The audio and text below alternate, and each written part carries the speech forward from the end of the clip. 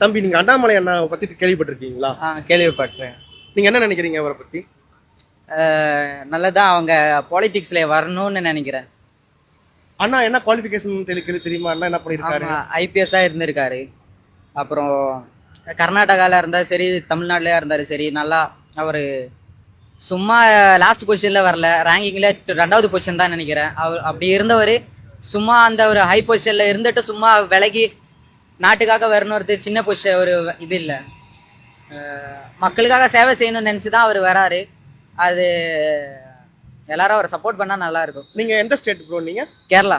Okay, கேரளால இருந்துட்டு அண்ணாமலை அண்ணாவை தெரிஞ்சு வச்சிருக்கீங்க. சோசியல் மீடியா யூஸ் பண்றதுனால தெரியும். அவரு இப்ப வேற பிஜேபில இருந்து விலகி இருக்காரு. இப்ப அவர் பிஜேபில இருந்து விலகிறத நீங்க எப்படி பாக்குறீங்க? எப்படின்னா அவங்களுக்கான ஒரு பாயிண்ட்ஸ் இருக்கும், அது ஒத்துக்கலன்னா மேபி அவங்க இருந்து வெளியே போறதா இருக்கும். இப்போ எந்த பார்ட்டியா இருந்தாலும் சரி, இப்போ நம்ம கருத்துக்களை எடுத்தாதான் அங்க இருக்க முடியும். இப்போ அது எடுக்கலன்னா அவங்க சொல்றதுதான் இப்போ வெளியே போகணும்னு சொன்னா வேற வழி இல்லை. இப்போ மற்றவங்களுக்கு அவங்களால இப்போ உங்களுக்குன்னு சொல்லி ஒவ்வொரு இது இருக்குல்ல, என்னோட பேஷன் இது, அவங்களோட பேஷனை இருந்து விட்டுட்டு பாலிடிக்ஸ்ல வருது. மக்களுக்காக அவர் செய்யற ஒரு நல்ல விஷயமா சொல்றேன். ஆனா அண்ணாமலை அண்ணன் வந்து தனியா ஒரு இயக்கம் ஆரம்பிச்சிருக்காரு. இந்த ஜூலை மந்த் ஃபுல்லாவே வந்துட்டு ட்ரக் ஃப்ரீ சொசைட்டியை மாற்றணுன்றதுக்காக ஒயிட் பேண்ட் கொடுத்துருந்தாங்க. நீங்களும் ஒயிட் பேண்ட் வந்துட்டு போட்டிருக்கீங்க, மெம்பராகவும் ஆகிருக்கீங்க. அண்ணாமலை அண்ணனை பத்தி நீங்க என்ன நினைக்கிறீங்க?